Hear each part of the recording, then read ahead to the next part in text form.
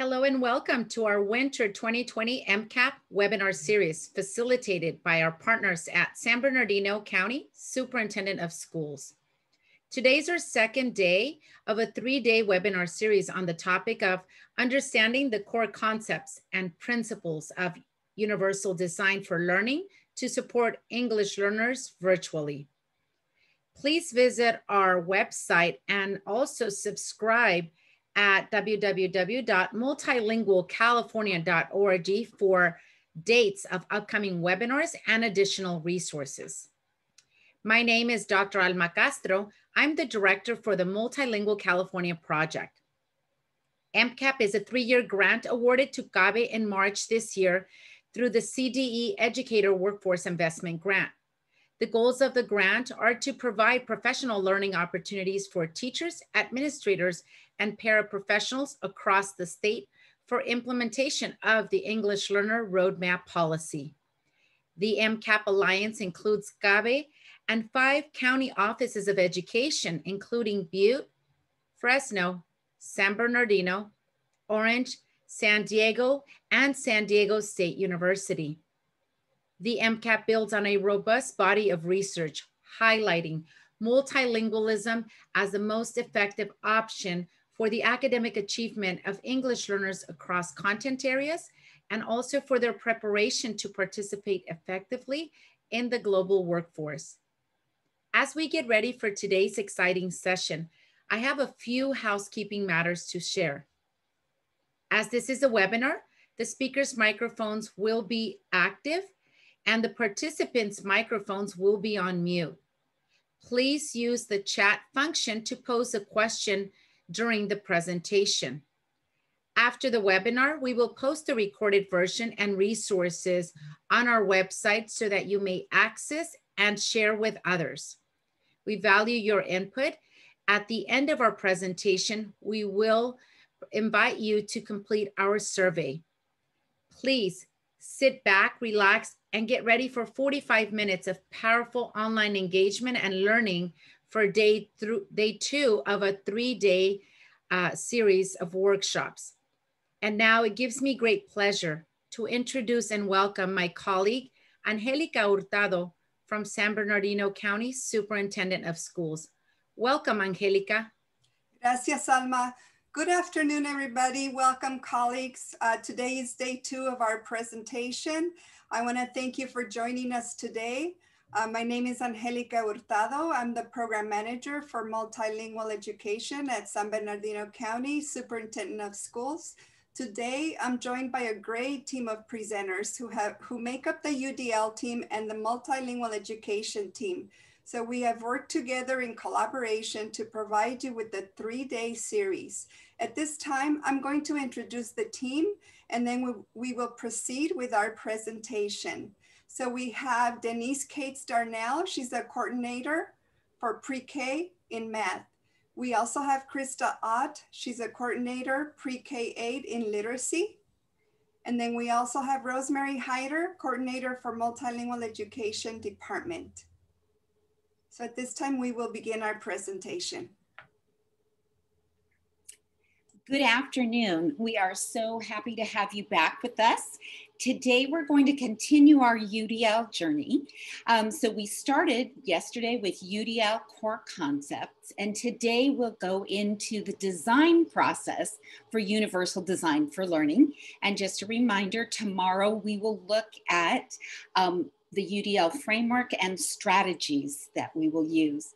Also, I just want to mention to you one more time that many of the materials that we will be presenting and using are from CAST and are used with their permission. So we just want to acknowledge and thank them for that as well.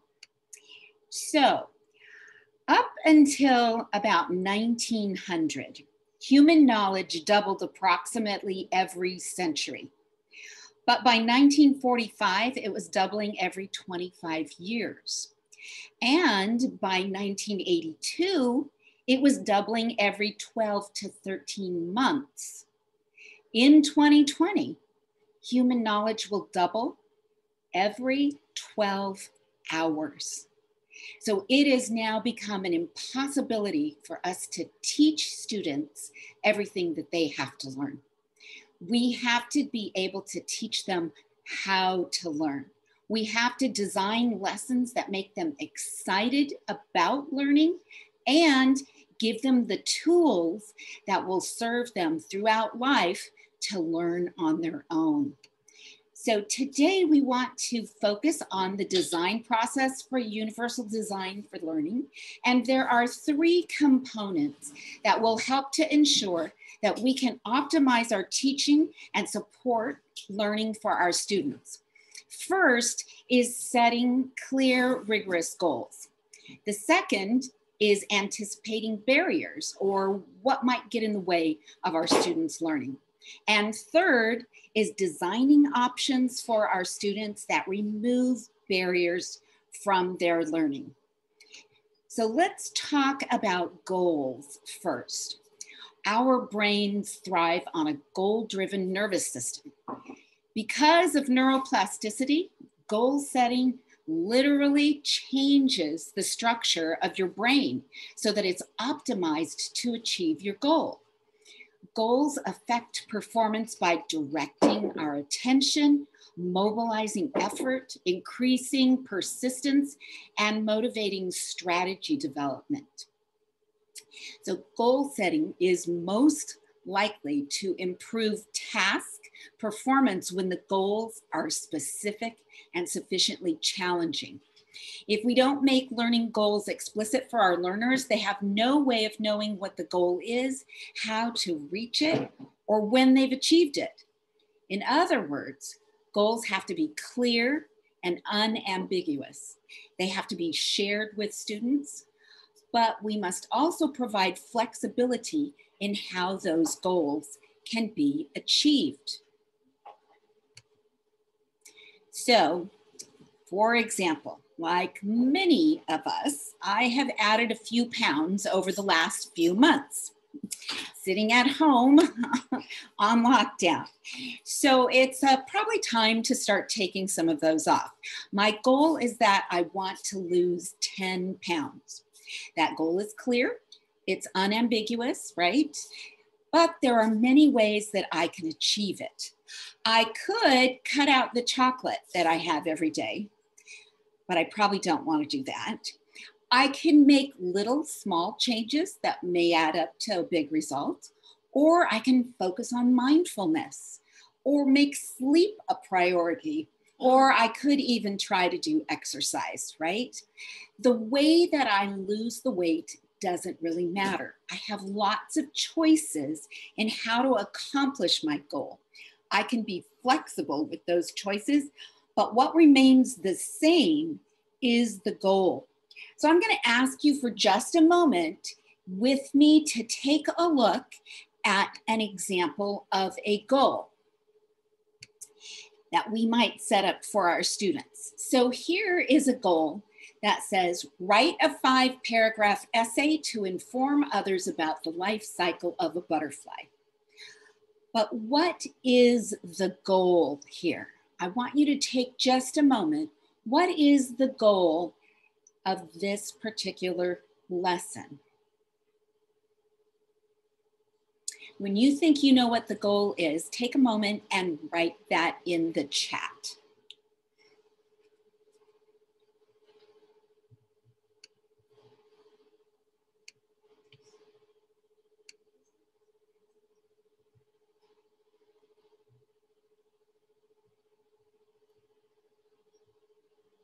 Okay, I'm seeing a couple things show up. I'm seeing know the life cycle of a butterfly. I'm seeing summarize what you've learned. I'm also, though, seeing write to inform or informative writing, looking at that text structure and understanding the. So we actually have a goal here that is not clear, is it?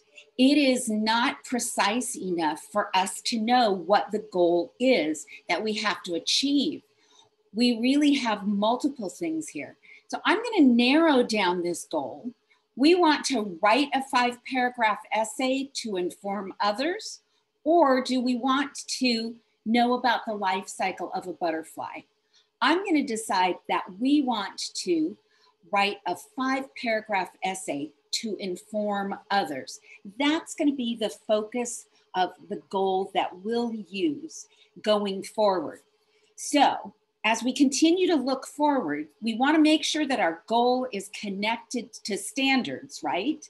And clearly understanding and knowing that goal is going to help us to frame our lesson design as we continue to move forward. So right now, we're going to check back and talk just a little bit about how we can make those connections with standards. Thank you, Denise. Yes, a very good connection that we all have, and we know that these are great resources available from the California Department of Education. One of the ways you can get started with your goals and making sure that they're from standards-based is using the California Common Core State Standards and the California English Language Development Standards. And from your ELD standards, that's where you're going to be selecting the language and the rigor for your students as you create your goals. So we know that by using these two standards, you're going to help your students use that English language with purpose. You're going to help them be interactive, and they're going to be able to see how meaningful it is when they use it in different ways and they interact with their peers. And then also they'll be able to understand how English works, because that's what all our ELD is all about. Teaching our students, our EL students, and all of our students, how does English work? And so if we go to our next slide, in thinking about what Denise just shared, in terms of your goals, making sure that they are clear, we want to also include, in addition to the content objectives, we want to make sure that we are thinking about the language that we want our students to practice, to use in the 4 domains as they learn in our classrooms, in our virtual instruction. And so we have here a few examples for you. The first one has to do with vocabulary language. And we have the example as students will be able to define the terms square, rectangle, rhombus, trapezoid orally and in writing by giving an example, either by drawing a picture orally, using it in a sentence. So as you look at this example, you're looking at what mode of language are they going to be using. They're going to do it orally. They're going to also do it in writing. And then you're giving them options. So they can give you an example, they can draw a picture, they can orally use it in a sentence. The next set of examples is the language structure objectives. So we have the first one that has to do with keywords here. Students will be able to use adverbs of time in their lab report to describe their observations using first, next, later, after. And as you think about the example here and the task that the student's going to be able to do, they're going to be dealing with a report. So you can also give them the choice, depending on the needs of the student. Are they going to do it orally, or are they going to do it in written form? But you're also indicating what are the language and what's the specific words that you're looking for and that you're expecting them to practice. And then the second example, which is our last one here, it says students will listen to a podcast on the Industrial Revolution, then engage in a peer debate representing opposing sides of an argument. So again, here, they're gonna listen, which is one mode of learning language on a podcast, and then they're also gonna engage in speaking with their peers in a debate. And you're also listing the words that you're expecting them to use. And that's the goal for them to use, using such words or phrases as I agree, I disagree, I beg to differ, for example, furthermore. So those are words that you've selected so that students can practice that language. So if we go to our next one.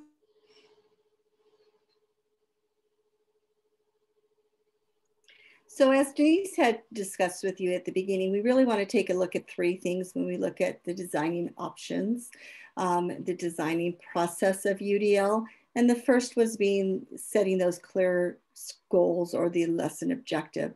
And the second is to look at barriers before we decide on our options. So let's dig a little deeper into barriers here. This is just a reminder screen here that just like the learning is not in this, the problem with the learning is not within the learner, but could possibly be within the environment. Here it is also reminding us that it's not the learners that have the problem, it's really the barriers that we have to consider to change. So just like when you take plan a road trip, you know where you might run into detours or roadblocks. You know, those roadblocks and detours get in the way of your final destination. And some of those roadblocks are predictable. You can put things on Waze and they start to reroute you because there's things like road work or road traffic or bad weather. If you know and anticipate those barriers up front, that can help you to plan your trip so you can still get to your destination.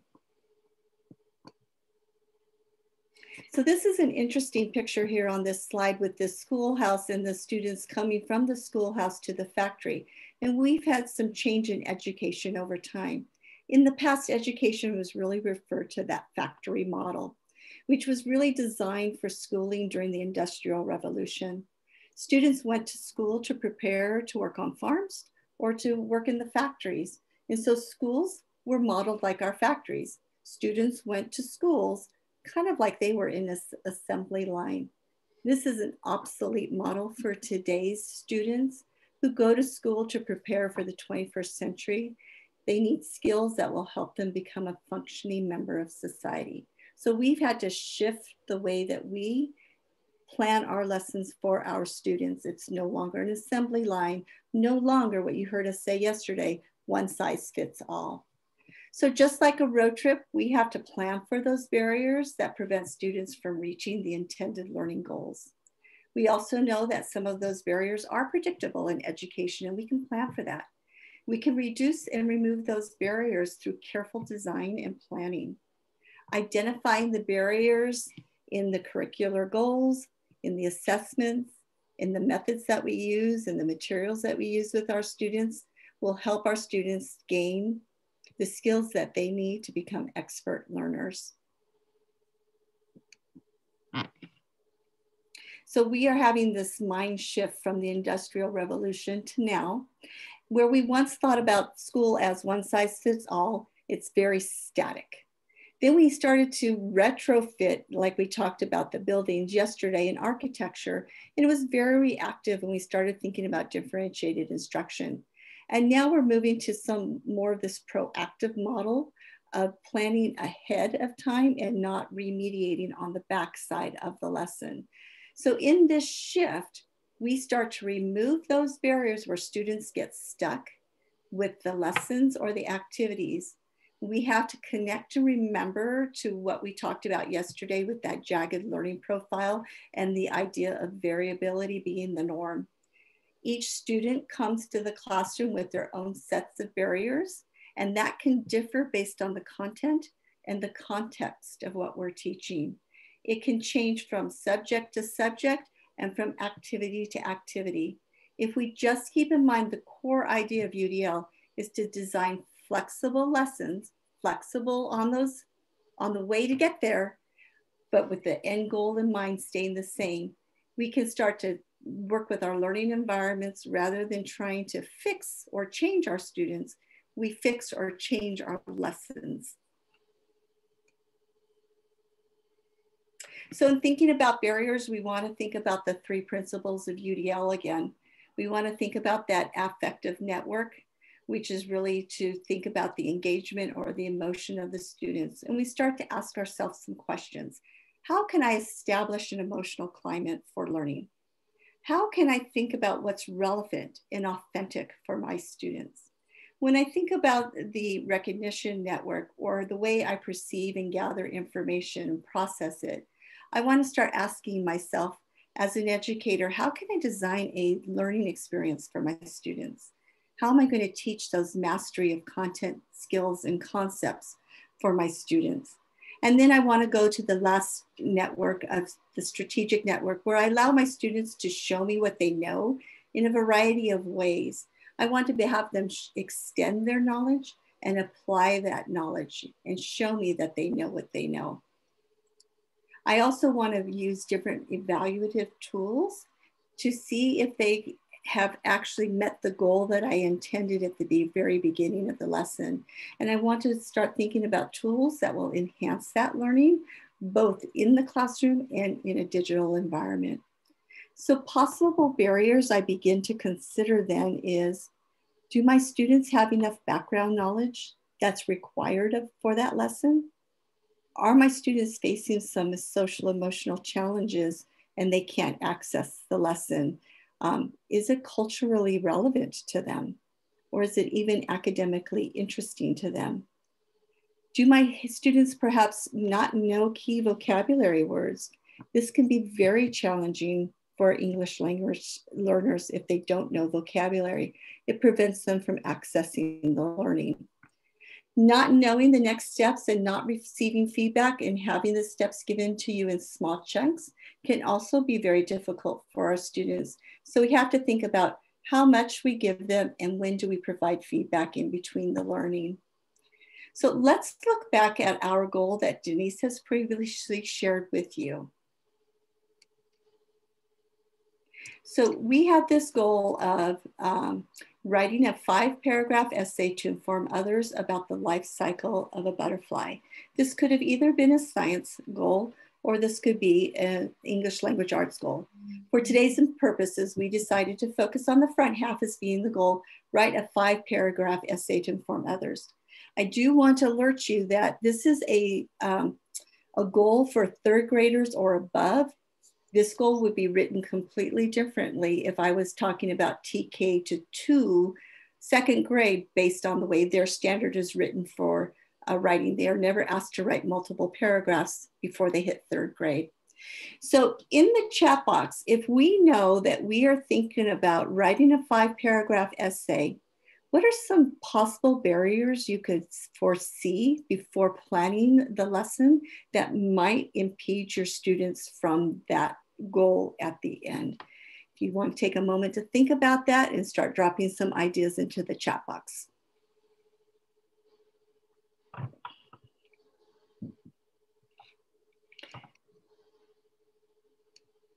So limited vocabulary. They may not know what an essay is.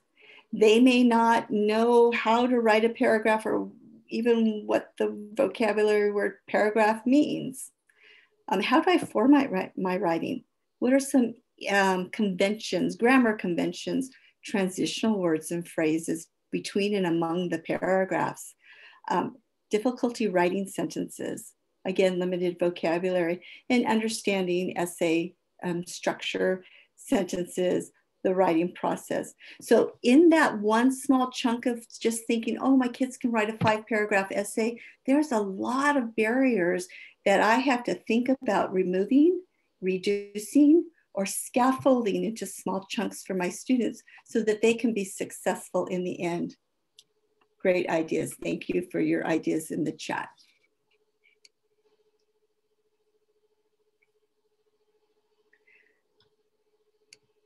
All right, I'm gonna wait for this to load up. So we would like you to take some of the information that Denise and I both shared with you about goals and what we need to know about our students and starting to think about barriers. So we're gonna have you meet Mateo and we're gonna have you do a little activity with us. If you could grab a blank sheet of paper that's somewhere near you and make a trifold out of it or 3 columns. I'd like you to list each of your 3 columns the way that it looks like on the screen. So your first column is going to be Mateo. Your center column will be barriers. And your last column or the 3rd column will be options. So when I go through the rest of the directions, I'm going to read a scenario to you, and I want to give you multiple ways to perceive the information. So I will read the slide to those of you who want it read to you. If you're someone who prefers to read it on your own, just turn your mic, your volume down, and then read through the scenario on your own. As you read, or as you listen to me read, I want you to jot some thoughts down. What is some significant, important information that you need to know when planning a lesson for Mateo? Thinking about the goal in mind, what are some barriers that Mateo might have in achieving the goal in the end?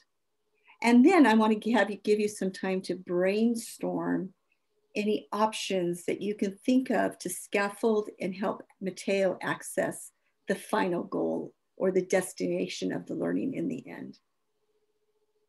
So if you have any questions, go ahead and put those in the chat box. And if not, if I don't see anything pop up, we'll move on. Okay, let's meet Mateo. All right, I will read this out loud for those of you who want to listen. I'll give you a second to turn off your volume if you're someone who wants to read it to yourself. Okay, so you're looking for significant information on Mateo.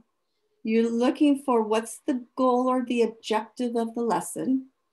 What's the barriers that might prevent Mateo from achieving that goal? And then I'll give you time to think about some options. All right, here we go. Mateo, an 8th grader at Dolores Huerta Middle School, has many interests and talents. Mateo is bilingual in Spanish and English.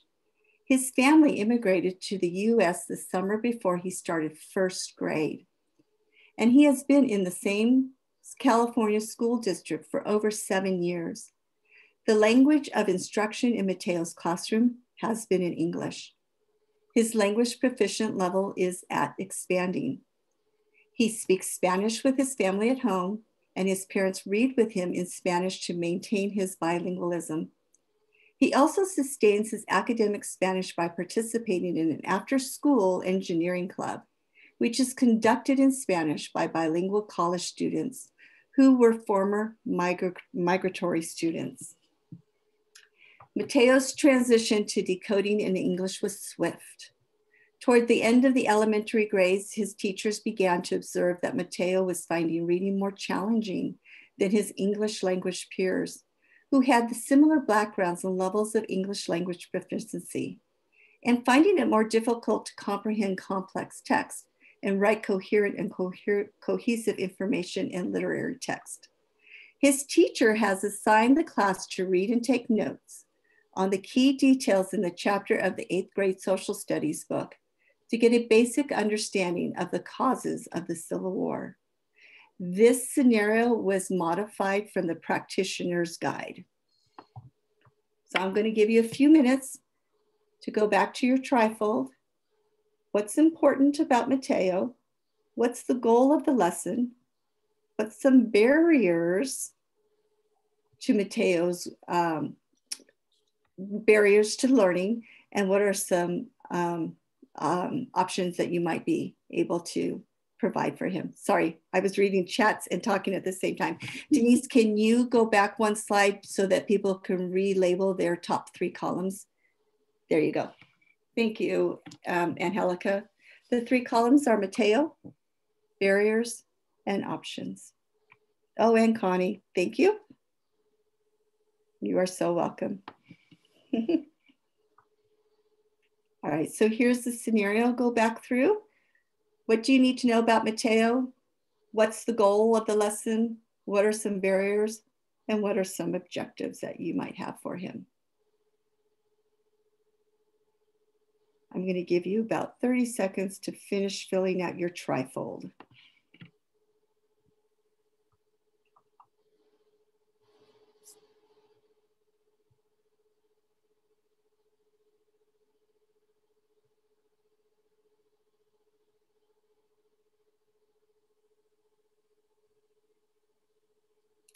Okay, Denise, you want to go to the next slide? Thank you. So we as a group went through the practitioner's guide and modified this scenario for today's purposes. And we did the same thing that we just asked you to do. And instead of sharing out in the chat box, since there's so many of us, we thought we would just share our reflection and you can compare ours to yours. The first thing that we did notice was the goal was at the very end of the scenario. And what we really want Mateo to be able to do is just to get a basic understanding of the causes of the Civil War. So with that in mind, what do I need to know about Mateo? We know that he's been in 7 years of instruction for English. He's at a proficiency level of expanding. He's an LTEL. He's bilingual. His primary language is Spanish. Academically, he struggles with comprehension. So how is he going to get that basic understanding of the causes of the Civil War? He struggles with writing, and he struggles with reading with peers who can do this grade level text in social studies. So I'm thinking his barriers are that grade level, that 8th grade level book, that's a little too difficult for him to gather. He can't comprehend the textbook. He has trouble with that. Deciding important information and what's not important might be hard for him to decipher. Reading and taking notes about what he's comprehending is also going to be a struggle for him. So I start thinking about how can I support Mateo? What options can I give him so that he can reach the final destination in the end? I can pull him back for a small group and I can pre-read and front load some information from him. I can do small group instruction on text features, how you can gather so much information from social studies books, just being able to read the text features. I can teach vocabularies to a small group. I can provide a screencastify about with me reading the social studies text so he can follow along and read with me. I can let him take notes in a graphic organizer. I can have him draw pictures. I can provide sentence frames. Better yet, I can provide audio or a video that gives him information to support and reinforce the causes of the Civil War. So in final closing and thinking about barriers, we looked at a scenario about an individual student, but we know that you have variability in your room. So we'd like you just on the back side of your trifold, just to jot a couple thoughts about barriers that you typically see in your EL students, so that when you begin to lesson plan, these start to bubble up to the surface so that you can proactively plan for them. We'll give you about 30 seconds to just jot a couple thoughts for you to remember at this point.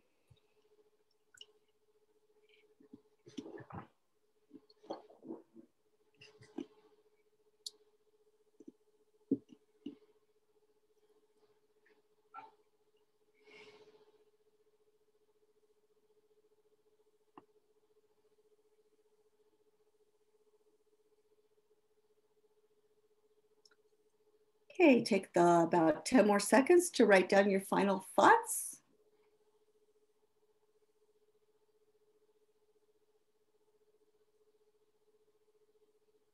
And Denise, I think you're up. Okay. So let's take a look at that third component that we talked about in the design process. So the UDL framework really pushes us to think differently about the design of our environment and our lessons. And remember yesterday when we talked about making changes in the environment, we weren't talking about sending a student to a different classroom. We're really talking about changing the environment within our classroom. So environment is really thinking about whole group versus small group instruction, synchronous versus asynchronous instruction, or other types of options that I can give to a student to support them in the classroom. So today we want to introduce you to that UDL framework. And this is a tool that you're going to use to provide options to remove student barriers and address the goals. And this is really the backbone of universal design for learning. So the framework is made up of 3 principles presented in columns. So we have engagement in green, representation in purple, and action and expression in blue. And as a practitioner, we have to focus on these same essential ideas that Krista shared earlier as we start to think about how to use that. So when I think of engagement, I want to be thinking about establishing that emotional climate for learning and creating the physical learning environment that is supportive for my students. When I think about representation, I want to be thinking about how I'm designing that learning experience, how I'm teaching for mastery of content, skills, and concepts. And when I look at action and expression, I want to think about how teaching can be for the extension and application of the knowledge that I'm giving to my students, how I can use an evaluation or assessment as a tool for enhancing learning and memory. So under each of those three principles, you will notice that we have a 3x3 grid. And within, under each principle here, engagement, representation, or action and expression, I have 3 guidelines that offer a set of concrete suggestions that can be applied to any discipline or domain to ensure that all learners can access and participate in meaningful, challenging learning opportunities. So in each box under the guideline, there are also several checkpoints that give more specific ways to provide options that optimize individual choice, autonomy, and optimize relevance, value, and authenticity. So I'm going to go over here, and I think the gals are going to put this link into the chat box for you so that you can actually access this link as well, udlguidelines.cast.com. So let me exit out here for just a second.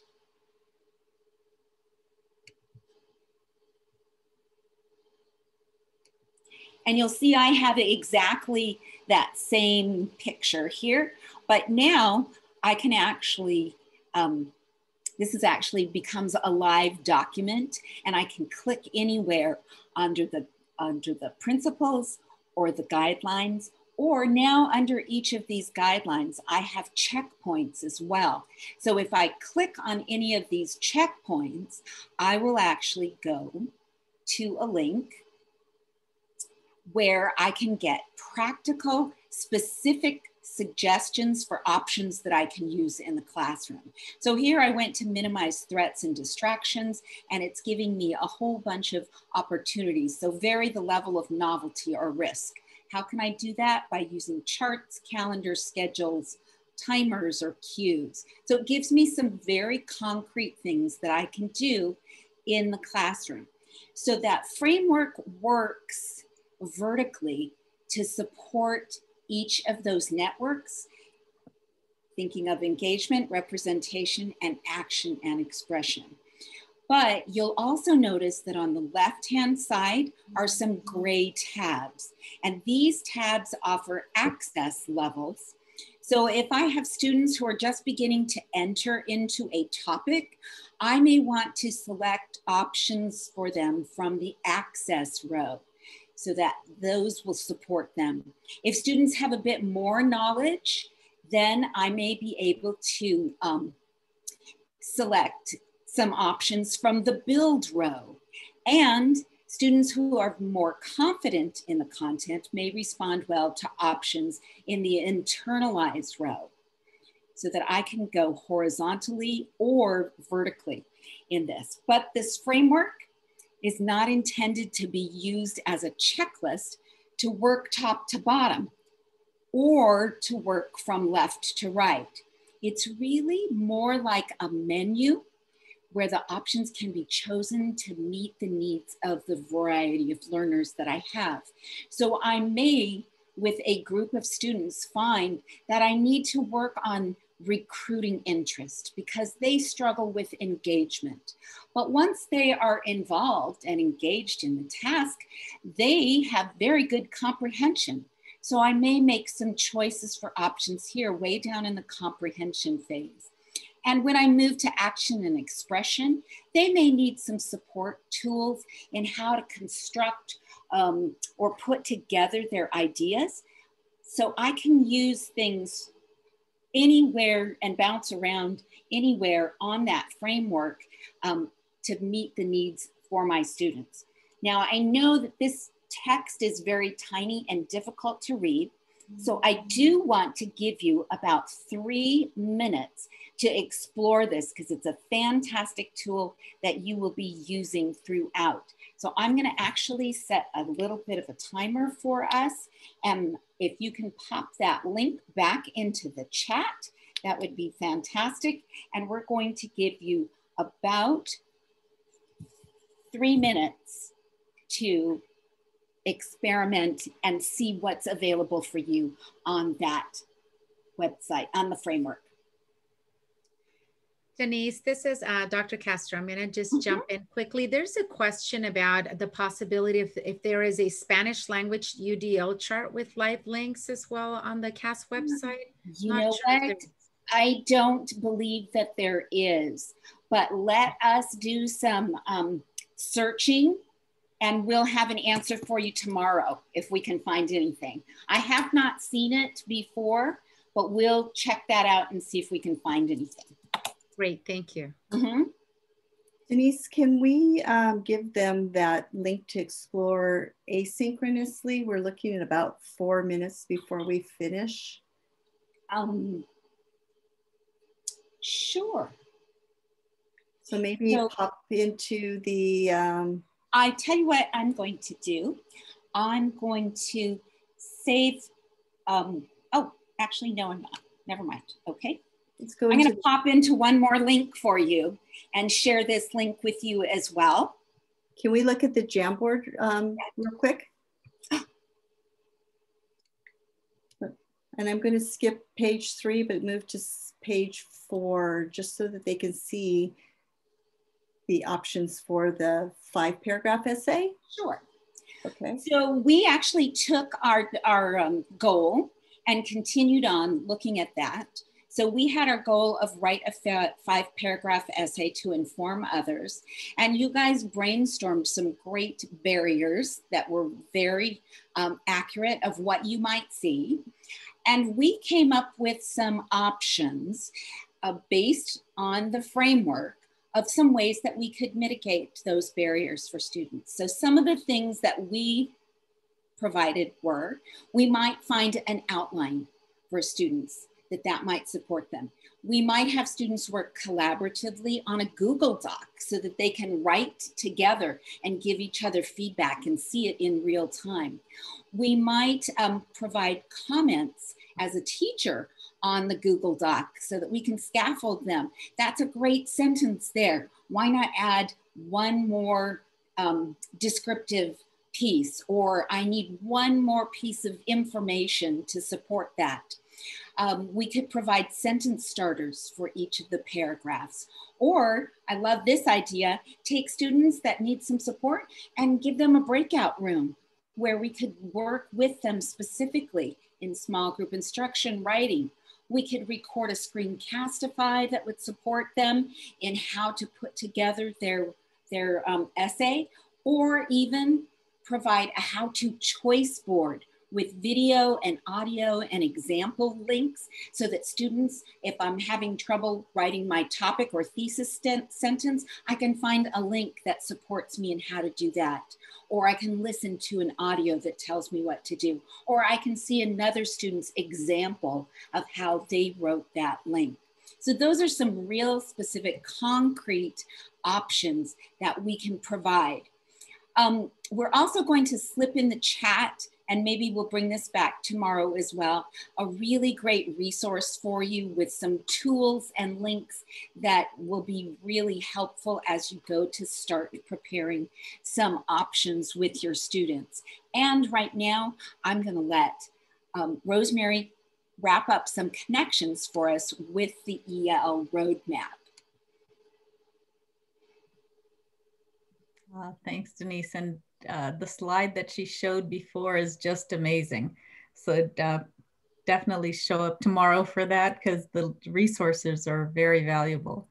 And in this slide, we just wanted to show you the connection between the EL roadmap and UDL.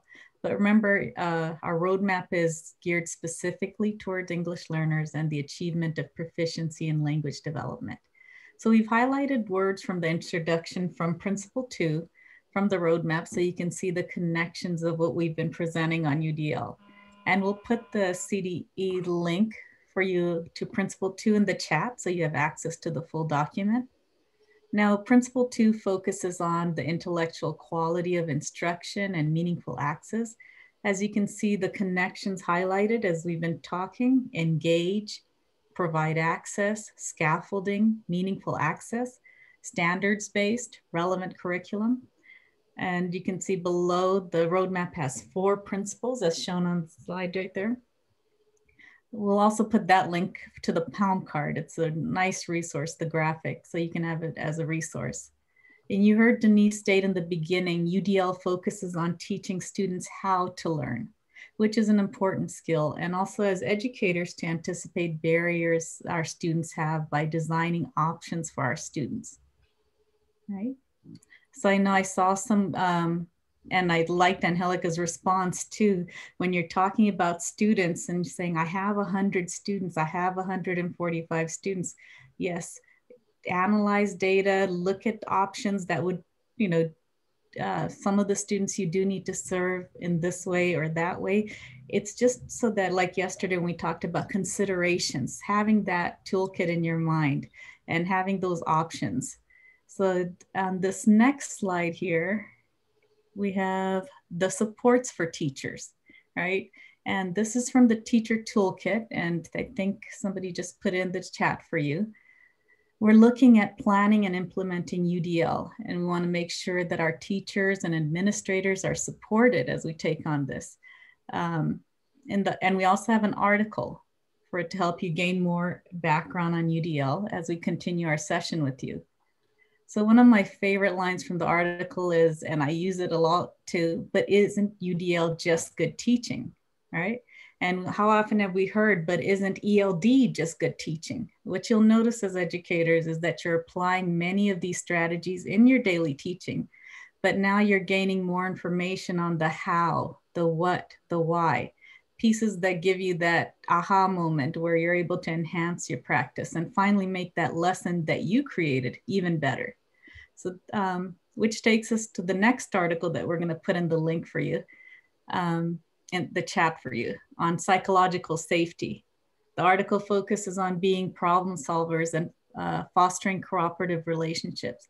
It's a good read for both administrators and teachers. As teachers, we want to feel safe when we're learning new strategies for our students to succeed. And as administrators, we want to create that safe environment for teachers to grow, that growth mindset, right? And our next slide. Just a final thought of the day. UDL is not a checklist of things to do. It is the lens for thinking about everything that you do. So hopefully it answers some of those questions about, you're looking at all of your students and doing something like that for each student like we did for Mateo. It's just put nicely on there. And we just want you to stay tuned. Join us tomorrow for a deeper dive into UDL framework. And I think Dr. Castro is going to come up next. Thank you. Thank you so much to our colleagues for sharing such great strategies, ideas, tools, and scaffolds and resources for supporting English learners during distance learning via UDL. We invite you to share in our chat box any suggestions of other professional learning that you would like to see in the near future. And we invite you to come and join us again tomorrow at 3:15 for our day 3. Please be sure to complete today's participant survey, as this is also a requirement of this grant, and this is what allows us to continue to provide free webinars for you. So in the chat box, you will see the link for the survey. Please be sure to support us in that area. We also invite you to subscribe to our MCAP website, which we have placed the link in the chat box. We are releasing additional resources this week. We'd like to share that we've developed a resource for those teachers that are working in a dual language setting, and that is going to be released this week. Please make sure that you subscribe at multilingualcalifornia.org. On behalf of our MCAP Alliance project, we would like to thank you and remind you to continue to stay safe managing these circumstances due to COVID-19. We invite you to join us again tomorrow for day 3 of this UDL webinar series. Again, thank you. And we invite you to complete our survey that will be dropped. The link will be dropped in our chat box. Thank you for being with us this evening, and we welcome you back tomorrow, 3:15. Thank you, San Bernardino family and partners, for such an amazing webinar and providing these resources to our community. And it is open mic if there are any other announcements from our colleagues of San Bernardino. Well, we truly enjoyed being here. This was a collaborative effort. So I think this is a great example for our out on the field of how 2 teams can come together, not work in isolation, but work collaboratively and bring out a product for the field. So I appreciate that. And I'd just like to mention that tomorrow, in addition to talking about the UDL framework a bit more, we're also going to make some real direct connections to the EL roadmap.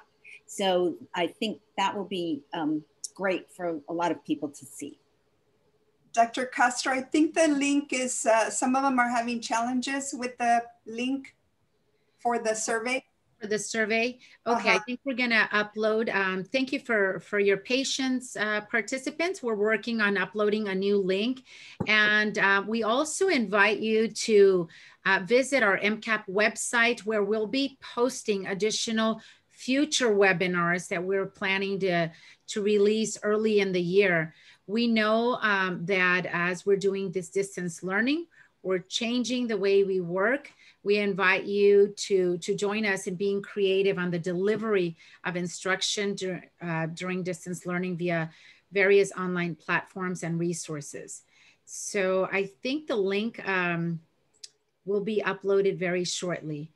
A few of you have asked about the recordings. We are working on the recordings and the resources to be made available via our website. So in the upcoming days, those will be made available as well. I also see a comment from one of our participants asking if we can get the article on safety, if we're able to drop the link on the article of safety. Yes, it's in there, I believe. Okay. Alma, if I can please interrupt. The link only has to be filled out once. So if for participants who filled out the link yesterday, they do not have to refill it out today, and that is why it is not letting them, that's why it's not working today for them. Great, thank you, Alexandria. Again, one more thing. I'm so sorry. The recordings will be made available after each day is completed. So after the full training has been completed, we'll upload all of them onto our website at a later time. Thank you, Alexandria. So once again, if you've already completed your survey, if you were with us yesterday, we appreciate you do not have to complete the survey again. We look forward to meeting with you again virtually tomorrow. And please feel free to share through social media, through your networks at your school sites, districts, county offices, and reach out to us at multilingualcalifornia.org. You could email me directly, Dr. Alma Castro, alma@gocabe.org, any questions that you may have. Thank you for being with us this evening. And we again thank San Bernardino County Superintendent of Schools for an amazing Day 2 webinar. We invite you to join us again tomorrow, 3:15.